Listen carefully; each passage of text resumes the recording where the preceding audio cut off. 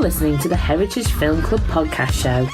It's three lads chatting about a movie that one of them forced the others to watch. If you're looking for an in-depth analysis of your favourite movies, boy, have you come to the wrong place. My fancy British accent is as smart as this show will ever sound. These guys barely know what they're talking about. It's time to sit back, relax and enjoy. Welcome to the club. Now here are your hosts, Mike, Brian and Clayton. Sean Paul would like to thank Elijah Wood. Not Sean Astin though, screw him. I feel like that now we're recording and we're starting, the first dialogue on this record will be Elijah Wood. People are really going to think we like Elijah Wood. So I would like to say that if you follow us on Twitter or Instagram, can you just tag bomb Elijah Wood and maybe we can get him on the show? Wouldn't that be awesome? Oh. Even if he just sort of calls in just to tell us to stop. That'd be cool. That'd be great. Just a 2-minute clip. He can leave a voice message on our Anchor site, anchor.fm/heritagefilmpod, and tell us to shut the F up. You'll be hearing from my lawyers. Yeah. Is he on Cameo? Oh, you want to just pay $400 or something for him to record something? It wouldn't be $400, sure. No, it'd be more. No. If WWE superstars are $400, he's more legit than that. Okay, I'm going to go have a look. Hold up. Okay, see, this 400 is US or 400 New Zealand? US. Yoinks. Yes. So, anyway, Clayton's already off doing his Googling, so that's really good. Alright, so that's a good conversational lead-in. So, welcome to episode 5 of the Heritage Film Club. Today we're going to discuss Shaun of the Dead, and we have our first guest ever. I say that like we've been going for years, but our buddy Darren is joining us. He chose Shaun of the Dead. Welcome. Hi. Sorry, I'm just eating. And of course we've got Brian and Clayton as always. Hi. Hello. And I'm Mike, so nothing's changed. So I'm going to start with a summary this time. We're going to do it properly. Right, so as I said, we're talking about Shaun of the Dead, 2004, directed by Edgar Wright. This movie had a budget of $6.1 million and grossed $30 million. So it did pretty alright for itself. Stars Simon Pegg, Nick Frost, Kate Ashfield, Lucy Davis, Dylan Moran, Bill Nighy, Peter Serafinowicz, and Penelope Wilton. So it's got a pretty good British cast there.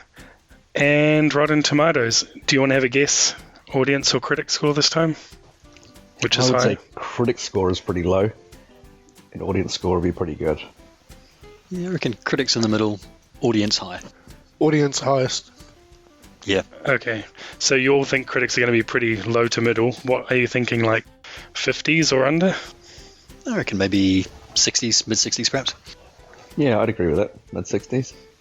Well, I'll tell you who won't agree with that. The critics. Critics gave it a 92. Wow. Holy moly. And audience 93. So it's actually not very dissimilar to Eternal Sunshine, which was also just one apart, I think. Okay. That was 2 weeks ago. My old man brain can't think back that far. I'm surprised, but I'm happy it's that high. Yeah. It was, it's a good movie. Well, there you go. Let's do our quick round table. I liked it. Yeah, I liked it. So we'll start with our guest, Darren. Yeah, I liked it enough to choose it for this podcast, so I'm a yes. Brian? Oh, no, hang on. Oh, good. Right. See? Good. Wait, Brian liked it as well? I like movies. Why am I on this thing? And Clayton? Yeah, I enjoyed it, eh? Okay. Well then, it looks like we can easily say 4 thumbs up. This time we don't have to wait till the end. That's a surprise, because all the little chats I've been having with Brian during the week, I've been being led to think that he's going to reverse his decision and come out all negative about this movie. That's really good. You've known me for 20 years and you don't know me at all. Or I'm basically just stringing you along between movies every single time. Yeah. You could just be lying. It's possible, yes. It is possible. Okay. So, Darren, we'll start with you because you're the guest. So, why did you choose it? I've just got a lot of fond memories of Shaun of the Dead. I lived in the UK from 2004 to 2007. And yeah, just I watched it about 2005, I think it was. And yeah, it was just basically kind of like looking at my own life at that time. just having sort of nothing going on but going to the pub, and it was just brilliant. It basically looked like where I lived, looked exactly like the pub I used to go to, and just hellishly funny. Funny. Although I've never seen Spaced. Still now? You still haven't seen it? I still haven't seen it. It's worth a watch. Watching it. Definitely worth a watch. Has anyone actually seen Spaced? I know Clayton probably hasn't, but Brian, have you seen Spaced? No, I never have. Okay. I'm not sure why. I used to get like SFX magazine, and they were going on about Spaced all the time, and I never caught it. So I probably should, I guess. It is good. It'd be interesting to watch it now again, because I haven't watched it for a few years, to see if it still holds up, especially compared to this. Obviously, this is a much bigger platform for them. Question. What was I going to say? Darren, Yes. Darren, which character were you? If it reminded you of your life, which character were you? Yeah. Who do you relate to? Have a guess. Yeah. Okay. I'm going to say my guess, but then it would just sound mean if I say my guess. So. Well, we're probably guessing the same thing, if I'm going to be honest. Yeah. It's I already know Ed, what you're right? gonna say. It's Ed. And I am offended. Well, that worked. But was it right? Yeah, pretty much. Yeah. Okay. Good. Yeah, and I guess also on that point, you were probably about the same age as the characters are supposed to be, so would have been relatable that way as well, I guess. Yeah, they were 29 in that movie. Hmm. Yeah, so I was 20. I was 25. Yeah, close enough. So, close enough, yeah. And Brian? Okay.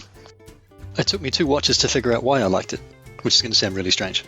I watched it through the first time, which was the second time for me because I had seen it previously. And I thought that was really good and really funny. And then I couldn't think of anything to say about it, which I think I messaged you about during the week, which is possibly why you thought that I didn't like it. Yeah.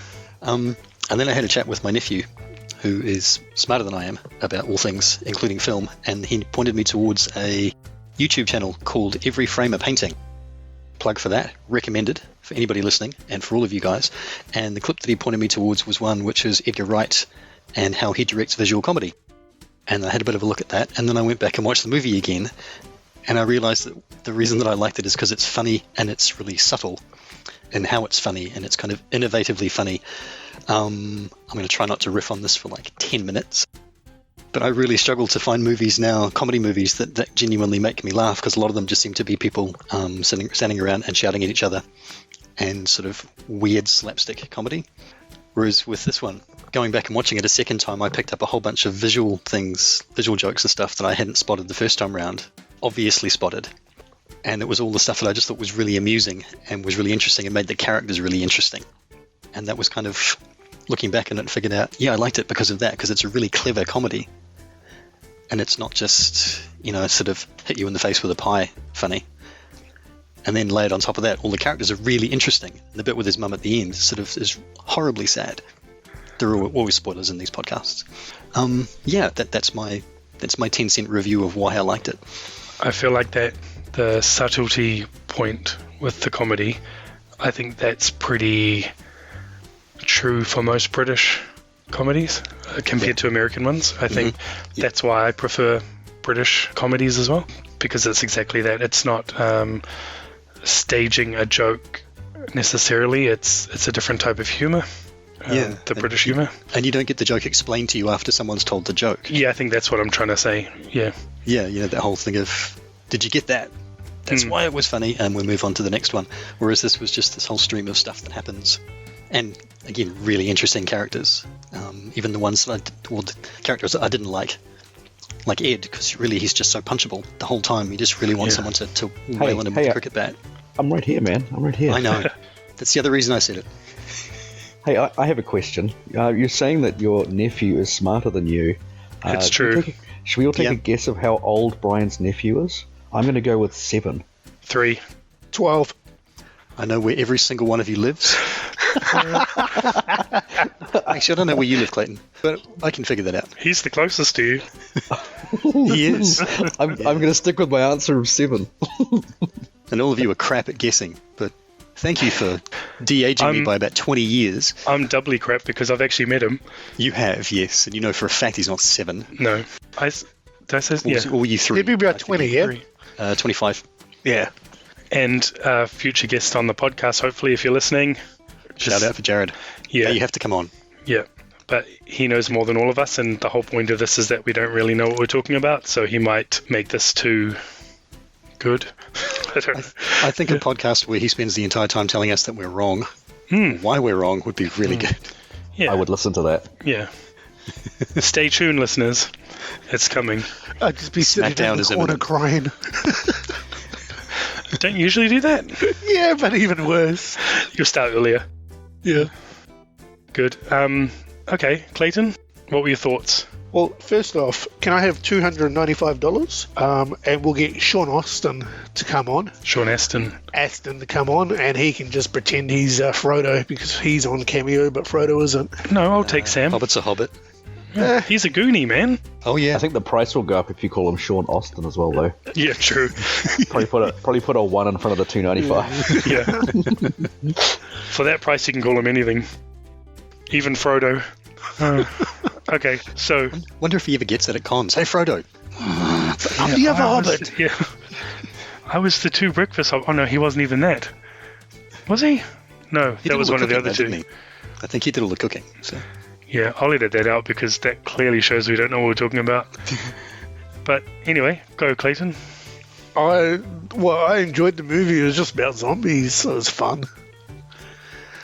I thought because it was a zombie movie, I thought it was going to be like World War Z.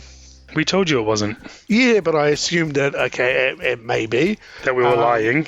Yeah. Well, no, like something where I had to actually fully pay attention to the storyline, and it was going to be really, really, really in depth.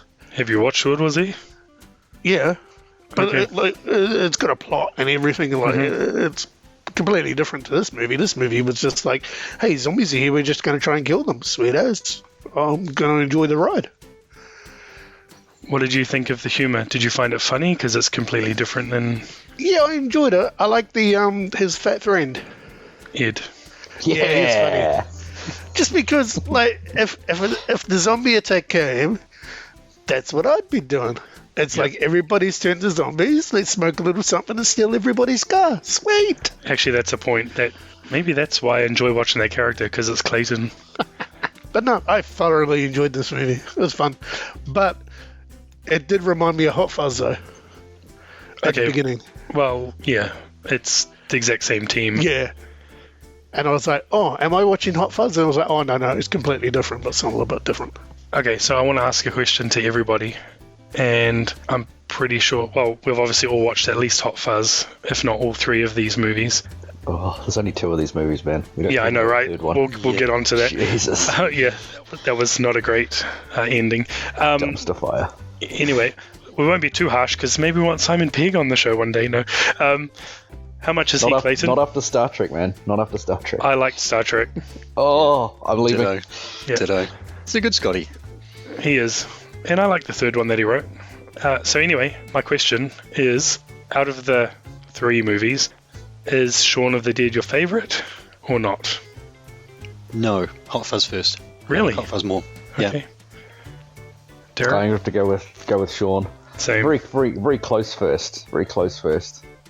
But yeah, Shaun of the Dead. It just seems to me that Simon. I haven't really seen much of them not in real life. Like they live next door, but like on interviews and stuff. But it seems to me like Shaun of the Dead is basically Simon Pegg is playing Simon Pegg and Nick Frost is playing Nick Frost. It was. If they were before they were famous, and if they flatted together or something. But you can sort of get the feeling that that's who they are in a way. You know what I mean? Yeah, just basically not acting as themselves and as they would probably interact in the real world. I'll jump over one of my trivia facts. Is that the 2 of them used to hang out at the same pub all the time, just like these 2 do, and it was Edgar Wright who kept telling them go somewhere different, like Liz does in this movie. So you're not actually way off base at all. That's exactly what it is. Nice. Nicely done. Way to trample over my trivia. No. I was going to say something else that I don't know if I was going to trample over your trivia, but isn't the whole thing essentially a metaphor from Dawn of the Dead? As in Dawn of the Dead, zombie apocalypse is happening. There's a bunch of people going, oh my god, what are we going to do? we need to go somewhere where we feel safe. So they go to a mall, and then they're in the mall, and then I can't remember the guy's name, but he's basically goes out and essentially shops in the mall and comes back to the woman. She's like, what are you actually doing? This is like a zombie apocalypse. And he's like, this is great. We've got everything we need. There's like appliances over here, and there's a food court over there. And she's like, are you absolutely mental? Because outside it's sort of turning to shit. And it's kind of the same with Shaun of the Dead. Like, where do we feel safe? Where do we feel secure? I know the pub. Everything we need is here: warm beer, hog lumps, and like a fruit machine that we can win money out of, because that's really necessary in a zombie apocalypse. And Twiglets, man, I miss Twiglets. I love a Twiglet. Can we try and get the podcast sponsored by hog lumps? Yeah, or Twiglets, because I really like Twiglets. Why not? But yeah, I quite like that about it as well, like the parallels between whether it was like a nod or a... Totally was. The juxtaposition between the two films. It was... That's a big word for a Friday. That is a big and word. for a Darren. Yeah. That's a big word for my lifetime. It's a big word for an Ed, right? as we've determined you are. Oh, geez. I told you should have invited me on here, eh? I've lost my train of thought. Could we maybe find out which one is Clayton's favourite? Yes. Clayton, Hot Fuzz or this one? Or have you seen all three? No, I've only seen Hot Fuzz and this one. Okay. But I thought Hot Fuzz had zombies in it, so... I don't know. I like both of them equally. I'll just went with that. Okay, I'm going to say Shaun wins then. No. Yeah, because it got 2 votes. The other one didn't. So, right. I don't know. Maths is bad. Who's banging around? Oh, I'm not on mute, am I? Crap, hang on. We've got to vet our guests more. New guy. Oh, so, by the way, Shaun Pegg's not on Cameo. Oh, he's not? Simon Pegg. Oh, Simon Pegg's not on Cameo. Oh, Nick Frost? Nick Frost would be good. Hold up, Nick Frost. Mike, you completely failed to mention that he was in Mission Impossible. How could you, of all people, forgotten? We're not finished the podcast. But we were talking before, you were saying, like, he's in space and you liked Star Trek and completely blanked on Mission Impossible. Where were you? True. Mission Impossible is, and I'm going to put it out there into the world now, my favourite movie franchise. And sorry, what? Yes, and we will be doing at least one of them on this podcast. My son is named after the main character of the franchise, man. I love that franchise. And when Simon Pegg came in and they really started forming a team, it just got really good. But that's for another podcast. But yeah, good call, calling me out on that. Thank you. Welcome. Okay, so for me, because I guess I'm the only one who hasn't thrown in my 2 cents here. Yeah, I really like Darren said, the nods to what it's paying tribute to. Dawn of the Dead and others. And I like the fact that the focus on this, and actually all 3 movies of this, quote, trilogy, is that it's the most slackery, childish man-babies who are the most ill-prepared people for this sort of thing to come along to, having to figure it out. And especially in this movie, their just obliviousness to the whole situation just cracks me up. When he's going to the shop and there's bloody handprints on the fridge, and then he slips on the floor, which is clearly supposed to be blood, and then there's literal zombies walking around. He's just so oblivious to the whole thing. Cracks me up so much. I really love... Yeah. Sorry, I was going to say, does that kind of make you think that in a way that Shaun is actually a zombie as well? Because he's doing the same thing every day. Oh, deep. You know what I mean? Like he's just going up the door. That kid's kicking the ball in his face. Goes to the shop and sees Mr. Patel. Picks up a Coke can, looks at it, puts it back, picks up another one, goes and pays him his money, then walks back home, sits on the couch. That was actually my exact thought in that opening scene. The first time he goes to the shop, was like, oh yeah, you're like a zombie. A zombie to society. Exactly, yeah, you're that sort of thing. And I thought that was a really cool little thing to, again, like Brian said, not explain to you, just put in there. It's just there. Isn't that kind of like that with a lot of the initial setup as well? I mean, there's people standing at the bus stop, and there's the guy pushing the trolley around. Yep. You know, and even when he's on the bus, it's kind of, they're all kind of just being zombies or, you know, spaced out kind of thing. His face when he's on the bus. Yeah. That whole opening is really good, except for the scene in the alleyway where it's the mob of people, because I thought that was just too on the nose. That one shot. Likewise. But everything else was exactly that. It was like, oh, I see what you're doing. See, we're not totally dumb. We do get some stuff. We know some stuff. I read that online. There you go. So, 4 thumbs up, so that's good. That sounds creepy. 4 thumbs up. Don't give... thumbs? What but also code have we got, Mike, for Brian made it weird? Yeah, I was going to say, don't give Darren an opening. As easy as that. Whoa, hang on. Oh, hang on. See what I did there? See, open, worms everywhere. This is becoming a whole different podcast now. Teach me, Mike, teach me. No, we've got to reel it back in. All right. So, one thing I really liked in this movie as well was the scene where they're walking to the Winchester later in the movie, and they bump into the twin group, and the fact that a lot of them match up. So you've got Simon Pegg and Jessica Stevenson from Spaced, and then you've got Lucy Davis and Martin Freeman from The Office, and then you've got Dylan Moran and Tamsin Greig from Black Books. And I was like, oh, that's really cool. It's a nice little... that's brilliant. I didn't know that. Nice little British sitcom. A lot of the stars in this movie are from British comedies. So it was really cool just how they matched that up as well. And then you've got Matt Lucas at the end of the twin group from Little Britain, who's the Ed twin as well. So I jumped into one of my trivia facts there because I was going to mention that later. But that was a really cool scene. What I also liked was... Well, you said, Brian, before that you find it hard to find a movie that genuinely makes you laugh. Mm-hmm. Did you laugh out loud at any point in this movie? Yeah, lots of times. Can you remember what the first thing in the movie is that makes you laugh out loud? To be honest with you, probably one of the very first scene where Ed asked them if he can get them all a drink, and I can't pick the line. The C word. That one. And and even just one of the best ones I think for me was when he's surfing through the channels, and it's explaining the zombie apocalypse. That's really well done. I love that bit. I really do. And that made me laugh. Yeah, where it cuts to channels and it's a seamless narrative being told. It's really well done. Yeah. Mine was, and I burst out laughing, it was a little bit later in, but it was the scene where they find Mary in the backyard, and this is showing their obliviousness to it, thinking she's just a drunk girl. And the part that made me laugh was when he pushes her over and she falls onto the pole, and then she lifts herself back up, and you just see Nick Frost in the background winding his camera without even raising it. It's just like click, click, click, click, and then Shaun's batting it out of his hand.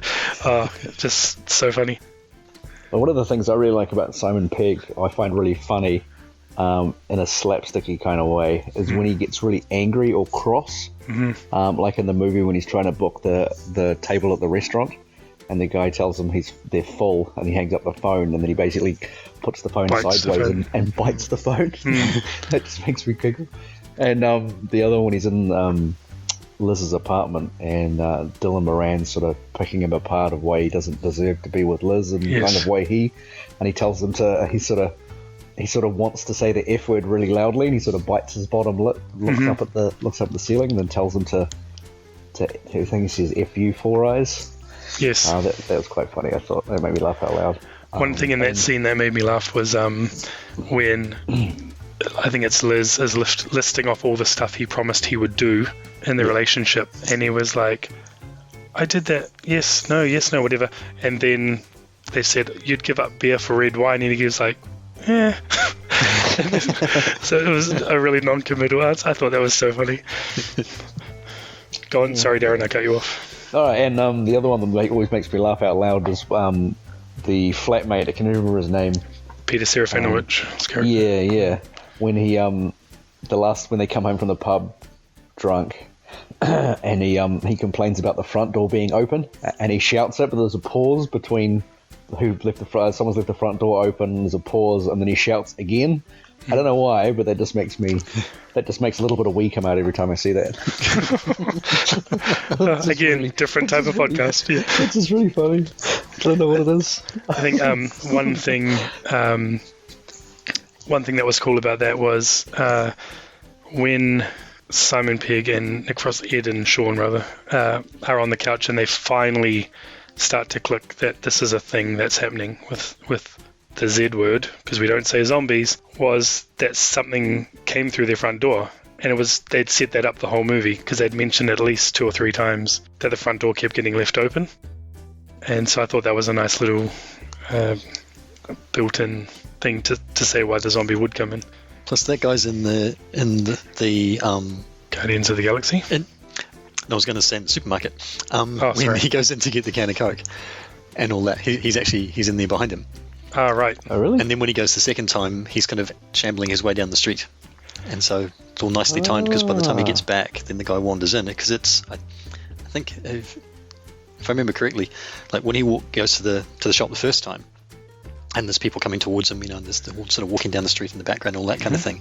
And then some of the same ones are there again, doing the same thing, but as zombies, second time round, which I thought was really cool. Just these little bits, these little things that he throws in there. Yeah, one of the ones was the first time he goes to the shop before the zombie apocalypse. There's a jogger in a blue hoodie who runs past him. Yep. But then the second time he goes, when there is a zombie apocalypse, that same guy is running for his life past him. Yeah. Instead of jogging. And I thought that was, those sort of things are really...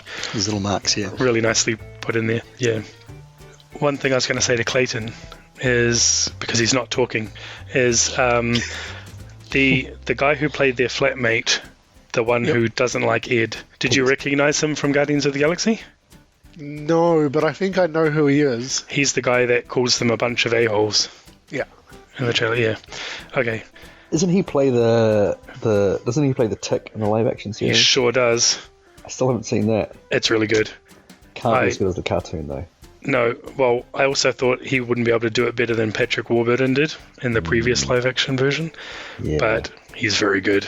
I'm a big fan of his. Off topic, but who have you guys have seen The World's End, which is the third one? Yeah, I have. Yeah. No. What did you guys think about it? Like, I know you didn't like it, but why do you think it didn't work? For me, correct me if I'm wrong, but because I've only watched it once because I didn't want to watch it again, they swapped the Simon Pegg and Nick Frost roles around. Mm-hmm. Yep. If I'm not wrong, and that just didn't work for me at all. Exactly the same reason for me. Oh, okay. I was thinking about that earlier. Yeah, there's sort of, I mean, in Hot Fuzz they kind of level out a little bit, and then by World's End they've flipped. And it threw it for me completely. Did Edgar write and direct The World's End as well? Yes, all 3. Well, I think Simon Pegg co-wrote all 3 as well. He definitely co-wrote Shaun of the Dead. I tried watching that again the other week, and I just got about halfway through and kind of wanted to burn myself a cigarette, so I switched it off. So what was the reason? You just turn the TV off. It's fine. It's easier and less damaging. Turn the TV off and carried on with the cigarettes. Yeah. What was the reason you don't like it then? I don't know. It just didn't work. None of the jokes landed. It was just really, I don't know. It's just really lazily wrote. The whole premise of the movie is just, it's just nothing worked in it. Like you're saying, the roles of Simon Pegg and Nick Frost were reversed, and it just doesn't work. I think also there was, because this rumor of this Cornetto trilogy was happening, and everyone loved Shaun of the Dead, everyone loved Hot Fuzz, so there was so much anticipation and high expectations for the third one, and I guess they wanted to try something different, and that was not the right time to do it. And I think the third movie just fell flat and doesn't really get talked about. Do you think as well that the studio that produced it or whatever basically just wanted to cash in on the success of... So I'm guessing Shaun of the Dead came out and everyone's like, oh, okay, Shaun of the Dead, that was a pretty good success, but they could never do it again. And then Hot Fuzz came out and the studio's like, well, we need to milk this cow for a third one as much as we can. And they're like, we don't really care. We're just gonna throw some money at you guys and just make it happen. Yeah, Because it seems like Edgar Wright and Shaun Pegg wouldn't have. I don't know. It just seems like they had nothing. Shaun Pegg. They had nothing to do with it. Oh, Simon Pegg. Sorry, Shaun of the Peg. Oh, that's good. Trademark Heritage Film Club. But it just seems like they had nothing to do with it. You know what I mean? Like they were in it, they started it, and they're in the credits and stuff. But it hasn't got any. It doesn't smell like Simon Pegg or Edgar Wright at all. If you know what I mean? Yeah, I can't remember any of that movie really. There's like scenes from Hot Fuzz that I remember really well, and scenes from Shaun of the Dead that stand out. But I can't really think of any scenes from World's End. Yeah, I'm the same. It sticks in my brain. It was just like flat. You said flat before. It's a really good word for it. Yeah. Did the aliens have blue blood? I feel like I remember that. But this movie's got aliens in it? Yeah, that's so. Yeah, so Shaun of the Dead is zombies. Yeah. Hot Fuzz is a cult, and The World's End is aliens. Awesome. Although I don't think you're supposed to know the aliens Oh, okay. at the beginning. So spoiler. Also, we keep forgetting to say that at the start of all of these shows. So spoilers for Shaun of the Dead, which again is from 2004. So if you haven't watched it in 16 years, Yeah, you've had plenty of. sorry. Yeah. Yeah. Fair Yeah, enough. you shouldn't have to call spoilers when you're talking about stuff like that, eh? Like Star Wars, like the original trilogy. Spoilers. Yeah. I'm like, if you need to say spoilers, you need to switch this fucking podcast off. Yeah, I don't think anyone who hasn't watched Star Wars would be listening to that podcast anyway. So, yeah. I have two You trivial need to rethink your life. Okay, Clayton, go. Yeah, I got two questions for you. Yes. First off, at the beginning of this, you know when it starts, when he goes from the house to the dairy, Yeah, and the guy's running with the dog? barely. There's a guy running with the dog, Mhm. and in the next scene, when he's a zombie, he's walking, but he's got the leash, but there is no dog? Oh, he ate that dog. Yeah, he ate that dog, eh? Oh, totally. Okay, sweet. I was wondering, I wonder if he did actually eat that dog. Someone ate that dog. Yeah. Yeah. I was going to say, my second question is, if you were the main character, Mhm. My favorite scene in the whole movie is the one where... Whoa. You're jumping ahead, mate. It's all good. But the scene, the one where they're at the pub and the mum turned into the zombie and Yes. he had to shoot the mum? Yes. Would you do that? Dude, don't ask that question. Oh, But no, but if it's a zombie apocalypse and your loved one turned into a zombie, what would you do? It's my mum. I don't know. You'd have to... Sorry, mum. you got to shoot that zombie, man. Like, every movie tells you that. Yeah, You got to shoot them before they come back, dude.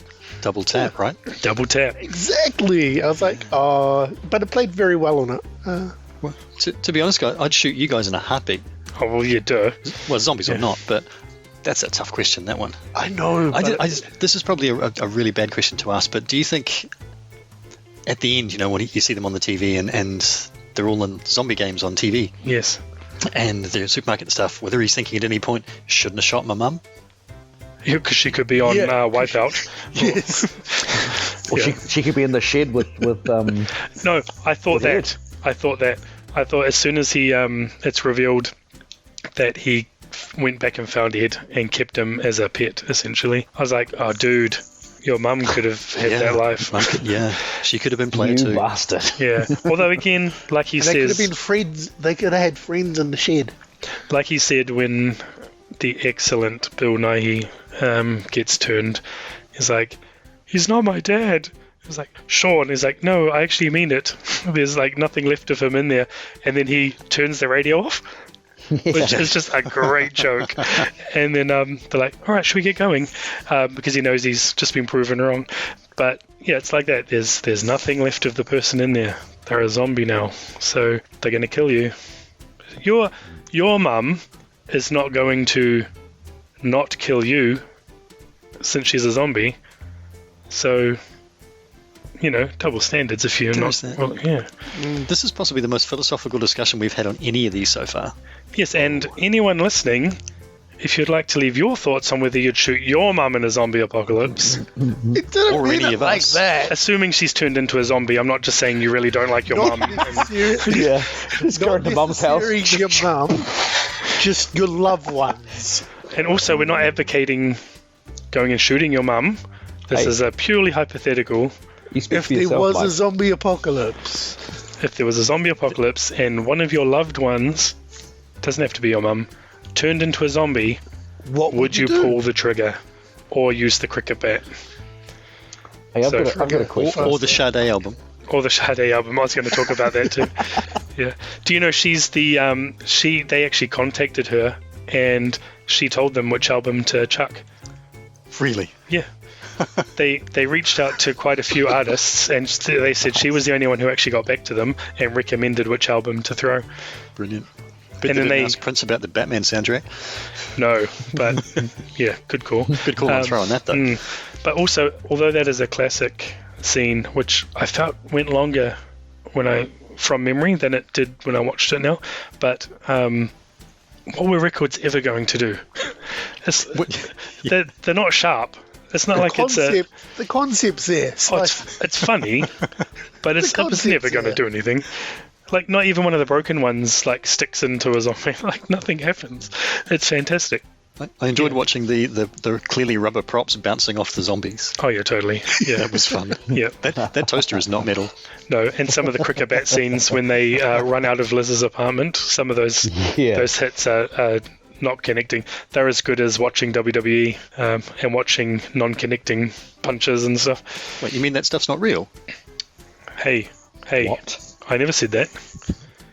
It's predetermined, doesn't mean it's not real. Is it my turn to get fired from the podcast this time around, Cedar Clayton? You're getting very close. I'm getting there, huh? Yeah, It's working. yeah. Me and Clayton gonna- are wrestling fans, man. You're talking to the wrong people. So Hey, each to their own. Everybody can have their own opinion. not about Brian, wrestling. Wrestling is real. I vote for you to stay. Wrestling Not is on my real. Thank you, goddamn Clayton. podcast. Yeah. This is why I don't cast my vote to fire you every single time, Clayton. You're a good man. Thank you. And I initiate all these calls, so I can't be fired. Otherwise, there'd be no podcast. So I can say what I want. Time for a coup. Yeah, time for a coup. Yeah. Anyway, So it's not coming up as my favorite scene because I'm not jumping ahead like Clayton. But one scene that was really cool was the Queen scene, the "Don't Stop Me Now" scene, which apparently took, what was it, like a week to film. They're in the Winchester for like a week, and they had to wear earbuds so they could get the timing right because obviously you can't play the music on set. I thought that was really enjoyable too. The fact that the first time the jukebox comes on is "If You Leave Me Now," I think. yep. Was the song. Yep. And then it's like, who put this on? It's on random. And then later on the same exact thing happens, but then it's like the most happy, bouncy song, to use Darren's word, in juxtaposition of the scene or what's happening. It's just hilarious. Hey, in this movie, Mm-hmm. I may have interpreted it wrong. Was loud music supposed to actually like hurt the zombies or make them not concentrate? No, I think it was more attracting their attention. That's why they okay. tried to shut it off. Ah. Because as soon as that happens, you start seeing the silhouettes at the window in the classic Dawn of the Dead style. How creepy is the bit where he's playing with the lights? Excuse me. He turns the lights on and he sees them in the window Oh in my the back gosh! door, Yes, very well done. and he just pulls the shade down, which I think is a genius thing to do. And then his like legit, he can act. Like when he comes out from that Oh, yeah. scene, and he's just like beside himself, and he's trying to be composed, and he's like, something bad's happened, or whatever he says, and then explains it to him. But there's quite a few scenes in here. I thought Simon Pegg did a really good job, man. Like with just subtle emotional stuff as well, especially around with his mum and all of that stuff. And he genuinely shows how he changes and kind of mans up, if you like, Totally. to become, the hero of the thing, even though he leads them back. Especially from the start, eh? Yeah, Although because he's a slacker, right? Better than Ed. counter argument is that he doesn't actually change because they still go to the Winchester. But yeah, there's definitely a character arc for But him. he had a plan. He had a plan. That's all that matters. He had a plan. Yes. Unlike Ed, who doesn't change at all through the whole movie. No, But we'll give him credit. That was a really good Clyde impression from Every Which Way But Loose. brilliant, glad impression. It was very good. I have a question. We've established clearly that Darren is Ed. Hmm. So which characters are we? Man, I'm definitely not Shaun because I couldn't lead anything. I'm probably more like Dylan Moran's character. Damn it, stole mine. Oh, was that? Yeah. Yeah. Actually, Brian, yeah. Yeah, I was Thanks going for to say, Mike, you're not a twat, so. Yeah, well, thanks.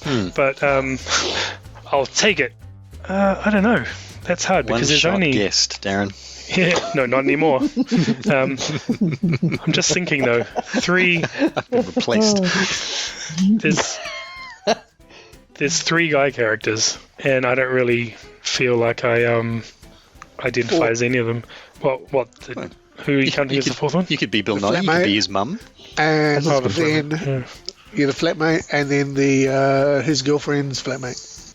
What about Philip? Mike could be Philip. Keeping everybody in line. Turn it down! Get off my lawn! I loved you, Shaun. I just wanted to have someone for you to look up to, and I thought I could be that guy. I love Bill Nighy so much, even though he's the same in every movie. Yeah. I love him so much. Paul was brilliant. Like, I was seriously, happy to see him. Clayton, you've seen him in Love Actually, surely? Yeah. I'm gonna beat Blue. He is so good in that movie. Underworld. Oh, Underworld as well, yep. That's a bit of a different character for him. Yeah, so he was good. It was actually a really good cast, this movie. I've got a question for everybody. Yep. If the zombie apocalypse happened today or tonight, so Shaun and Ed go and get a spade and a cricket bat. That's the closest thing to hand they can find in their shed.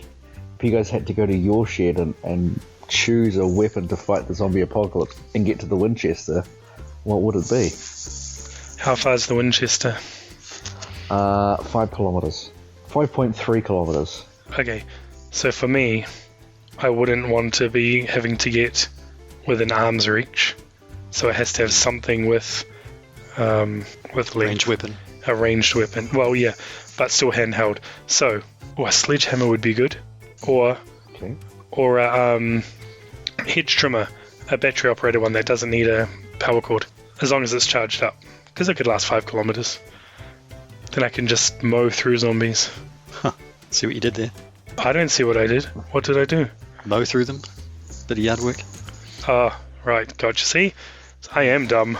I don't even get my own jokes. See, you said you like subtle people. Man, I am too subtle for myself. You are. Yeah. You are. Okay, so anyway, everyone else can answer the question now. Or we can leave a whole lot of dead air. Someone has to speak.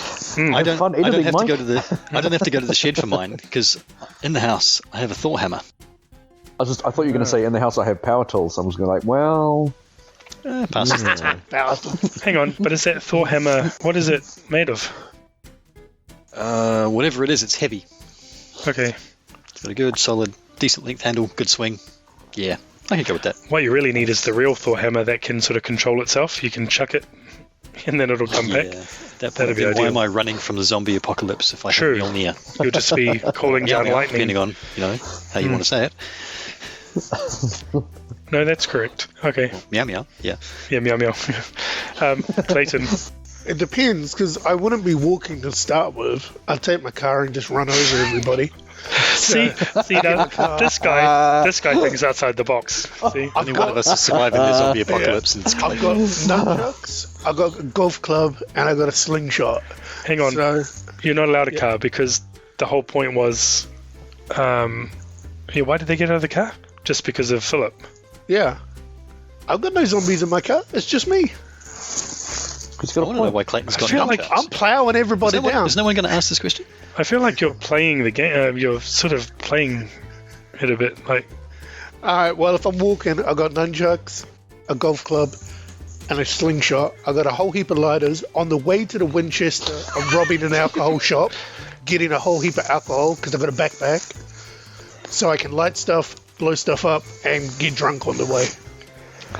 Okay, I think so- Clayton's planned this out before this podcast Yep, even started. because if eh? I'm going to be turning into a zombie, I'd be wasted. So, like, you know what? Take me. It's all good. It sounds like Clayton's had some come to your place.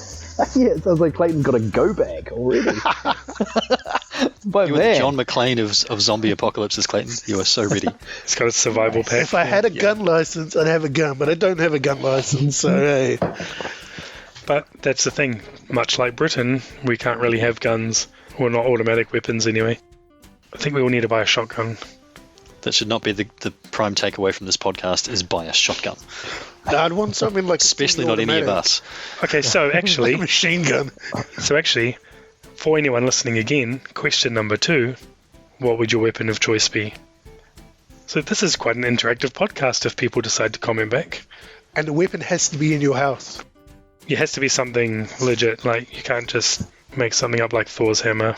Although Brian actually legit does have a Thor hammer. Make something up. Thank you. Mm-hmm. Is it like a legit hammer that you can pick up and swing around?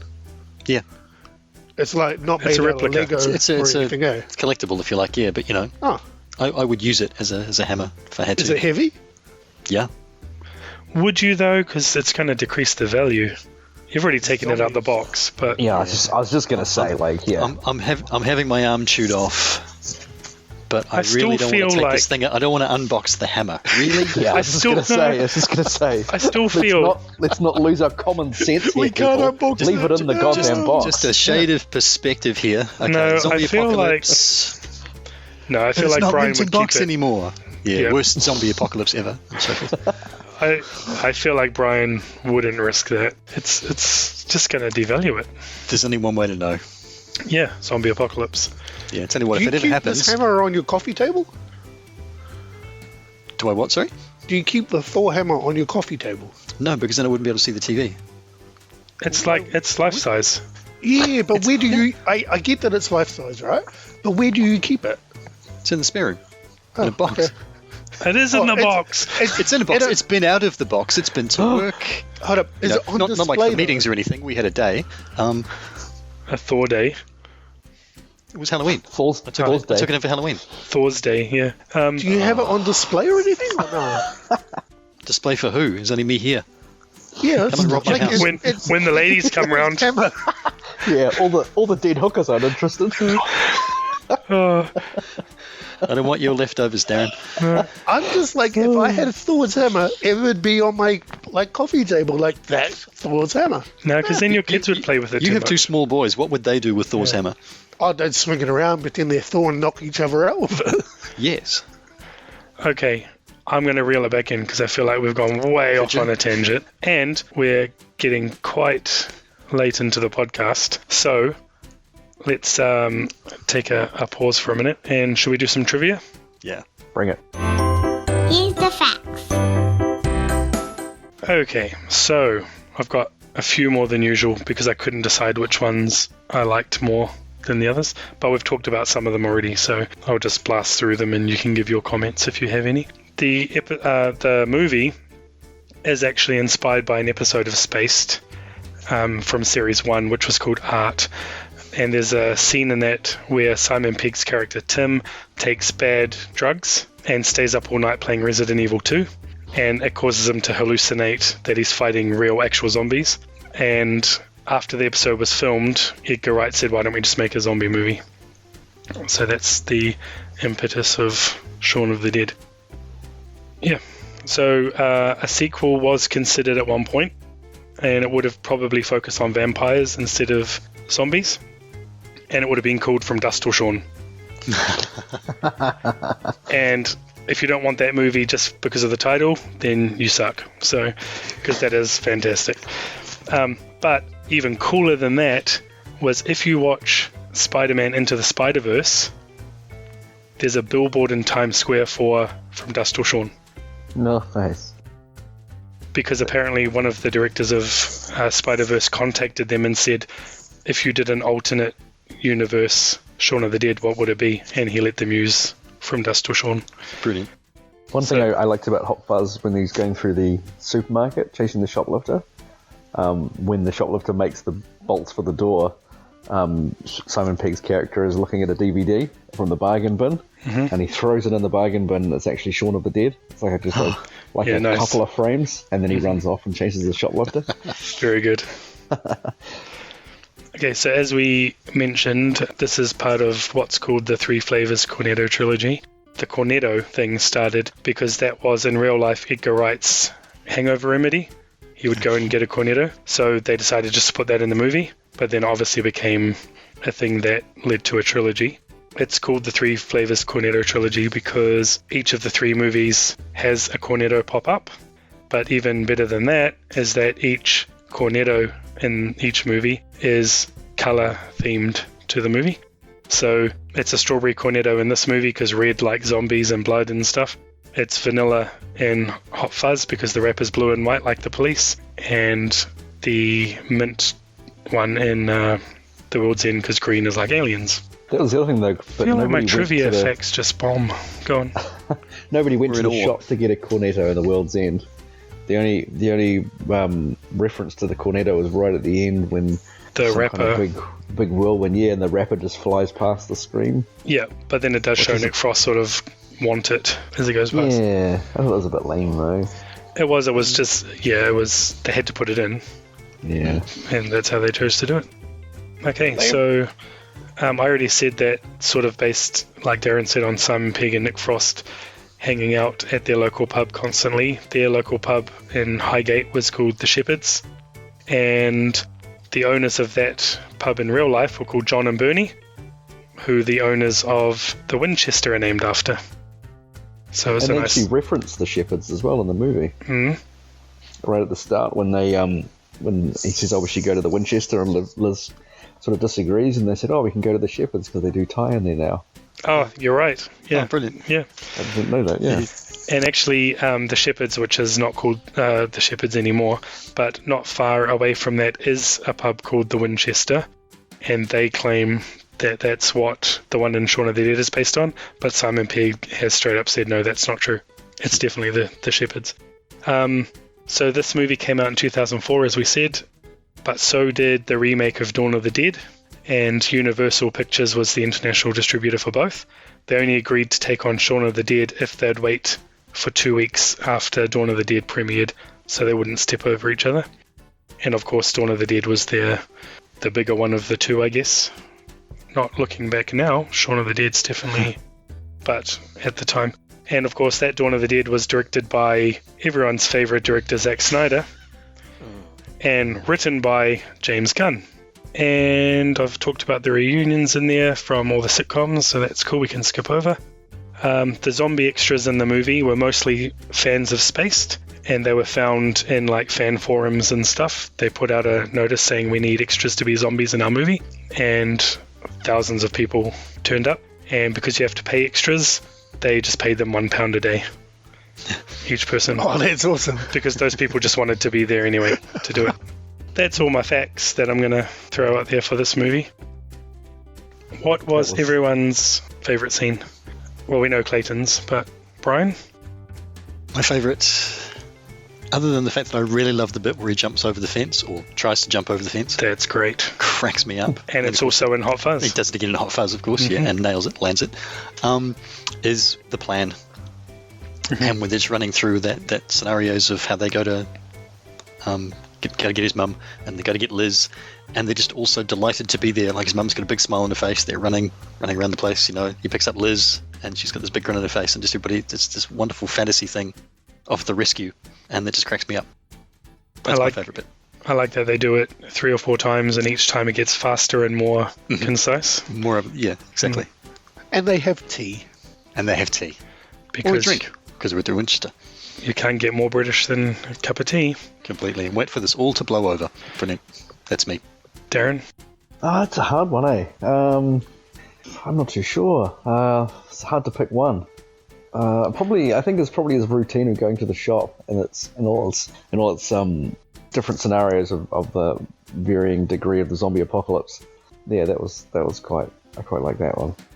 But yeah, it's hard to pick just one sort of scene because there's just so many good parts in it, so many funny parts, so many kind of saddish parts, and I can't really pick one, to be honest. So the whole movie is your answer? Yeah, the whole movie is one big awesome scene. Okay. Mine I already mentioned before as well, but I didn't say it was my favourite scene. It's the Mary scene, the drunk girl in the backyard scene. When they first see her and he's just like, there's a girl in the garden. And then they go out there and she's got her back turned to them. And then when she starts to turn around, she's sort of like, or whatever. And the look on their face, like they've just realised but then they break and go, she is so drunk. And then you realize they still really are oblivious to the whole thing. It's just fantastic. And then, as I said, when Ed winds his camera, or they take that photo together, and then when he goes to do the second one after she comes up off the pole. So that's my favorite scene. But like Darren said, there's so many to choose from. I've just had a thought, actually. One thing I do really like her mention is when they're going through the gardens, and they're just about at the Winchester, and Simon Pegg goes, I'll go and have a look to see if the coast is clear. And he walks up the top of the slide, comes back down, and they said, is the coast clear? And he's like, no. And he's like, are there zombies over there? And he's like, lots. And that's another thing, as I said before, like with his acting, his facials in that are just so well done. That's another thing that really makes me laugh out loud. Yeah, that was really good. You can still see his feet at the top of the frame, and he like climbs steps up. And there's like a pause, then he steps down. Mm-hmm. That's brilliant. So, who's everyone's MVP? Because I'm having a bit of a struggle with this question. Because everyone was just so good. Like, cast-wise, everyone was on point. And I think Brian said that at the beginning. I think overall, for me, it's boring as it sounds. It's Simon Pegg. Yeah. Because I think he's just fantastic through the whole thing. But everybody gets a moment, I think, where they're awesome. You know, Di, she gives a little acting masterclass, trying to get them to become zombies, and that's really cool. When Shaun really has a go at Ed finally with the phone goes off, you know, and he's talking on the phone when they're trying to get into the pub, and just the look on his face, and he does it in the car as well. At one point he yells at him, and he's just this look on his face like he's being just, you know, almost like he's being physically hit by being yelled at. Mm-hmm. And I think Nick Frost is brilliant at that. Like I say, everybody gets a moment at some point or another, but overall, it's Shaun. That's one other scene I liked is when they turn up to Shaun's mum's house and he sees that Philip has a Jag and he really wants to drive it. And when Shaun comes back out of the house, he's gone and crashed the car on purpose. And he's like, I crashed it. And he's like, you were parked. And then you realise he did it on purpose because he wants to drive the Jag. That's so good. Clayton. Oh, Ed. Yeah, okay. Yeah. Any reason, or you just like the character? Oh, I just love the character. Yeah. I was just like, you know, like if you took him away, I just enjoyed him. I think also Shaun is a much better character than Nick Angel from Hot Fuzz, because he's almost too straight in Hot Fuzz.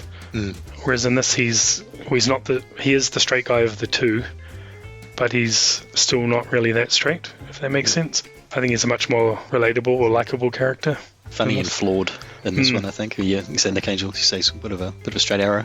Well, Nick Angel's not a man-child, where Nick Frost's character in Hot Fuzz sort of still is. But in Shaun of the Dead, he's totally a man-child. Did Darren go? Not yet. I'm going to go with Ed because... Because you're Ed. Because, yeah, exactly. No, but, Simon Pegg obviously is the MVP of the movie, but all through the movie, the only... Really, when you boil it down, he's only doing what he's doing for Ed. Ed's his motivation through the whole thing.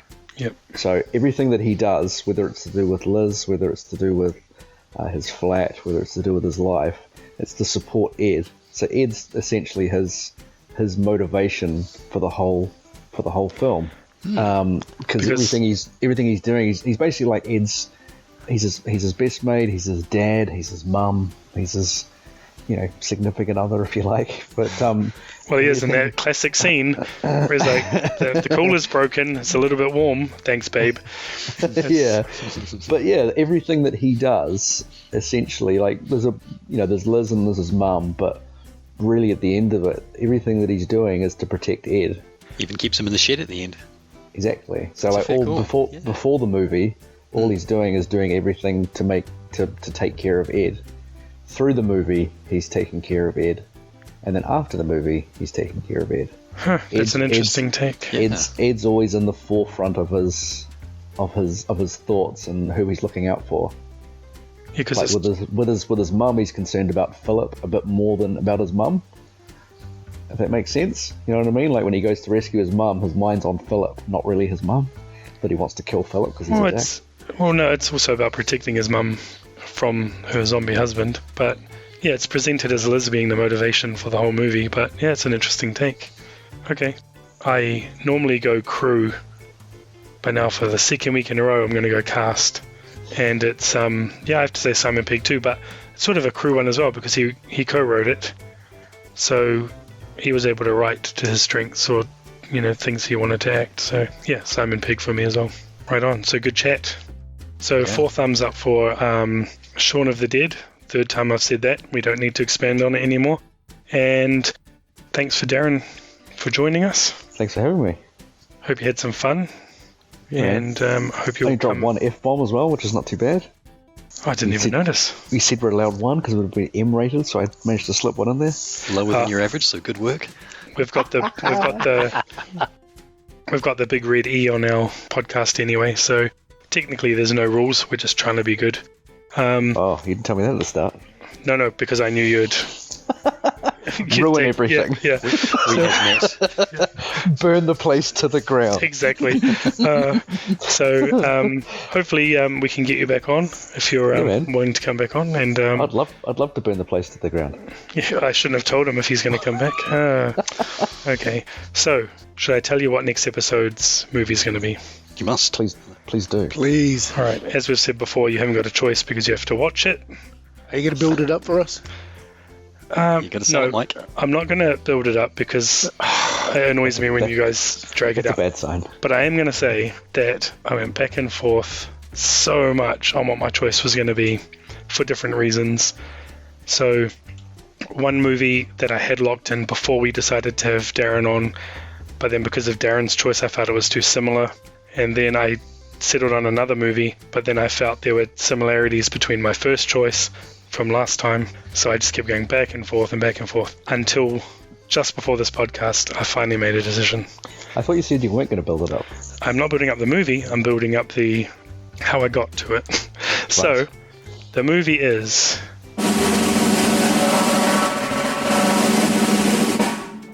Falling Down. Nice. Say what? It's called Falling Down. It stars Michael Douglas and it's directed by everyone's other favourite director, Joel Schumacher. Don't let that fool you, though. Don't let that fool you, because this is not like anything he's ever done. So we're going to watch Falling Down, so we'll see you back in 2 weeks. Until then, you can follow us on Instagram for movie news and updates on the podcast at Heritage Film Pod. You can follow us on Twitter, also at Heritage Film Pod, and we're now on Facebook. Guess what? At Heritage Film Pod. And if you want to leave us a message or answer our questions, would you shoot your zombie mum? And what's your weapon of choice in a zombie apocalypse? Or if you have any comments on the show, Shaun of the Dead, or Falling Down, hit us up on Gmail, which is heritagefilmpod@gmail.com, or go to anchor.fm/heritagefilmpod and leave us a voice message. If you'd like to subscribe to our podcast, that'd be awesome. And if you'd like to leave us a review, especially a 5-star one, that'll be double awesome. So, until next week with Falling Down, thanks again to Darren, and we'll see you next time. So, what's the plan? Right. We take Pete's car, we drive over to Mum's, we go in, take care of Philip. I'm so sorry, Philip. Then we grab Mum, we go over to Liz's place, hole up, have a cup of tea, and wait for all this to blow over. Why have we got to go to Liz's? Because we do. But she dumped you. I have to know if she's all right. Why? Because I love her. If you like the show, please subscribe. You can follow the show on Twitter at heritagefilmpod, or drop them an email at heritagefilmpod@gmail.com. That's the end. Thanks for listening.